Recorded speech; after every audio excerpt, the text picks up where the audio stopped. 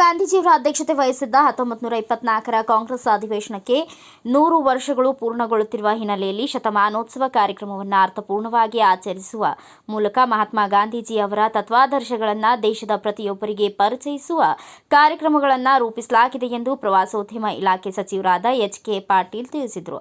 ಬೆಳಗಾವಿ ಸುವರ್ಣಸೌಧ ಆವರಣದಲ್ಲಿ ಬುಧವಾರ ಮಹಾತ್ಮ ಗಾಂಧೀಜಿಯವರ ಪುತ್ಥಳಿ ಅನಾವರಣ ಸಮಾರಂಭದ ಪೂರ್ವ ಸಿದ್ಧತೆಗಳನ್ನು ಪರಿಶೀಲಿಸಿ ಅವರು ಮಾತನಾಡಿದರು. ಮಹಾತ್ಮ ಗಾಂಧೀಜಿಯವರ ಅಧ್ಯಕ್ಷತೆಯಲ್ಲಿ 1924ರಲ್ಲಿ ಜರುಗಿದ ಅಧಿವೇಶನ ಕೇವಲ ಪಕ್ಷದ ಅಧಿವೇಶನವಾಗಿರದೆ ಸಾಮಾಜಿಕ ಸುಧಾರಣೆಯ ಅಸ್ತ್ರವಾಗಿತ್ತು ಎಂದರು. ಸಮಾಜದಲ್ಲಿ ಅಸ್ಪೃಶ್ಯತೆಯನ್ನು ನಿವಾರಿಸಿ ಭ್ರಾತೃತ್ವ ಭಾವನೆಯನ್ನು ಬೆಸೆಯುವುದರ ಮೂಲಕ ಸ್ವಾತಂತ್ರ್ಯ ಹೋರಾಟಕ್ಕೆ ಶಕ್ತಿ ತುಂಬಲಾಗಿತ್ತು.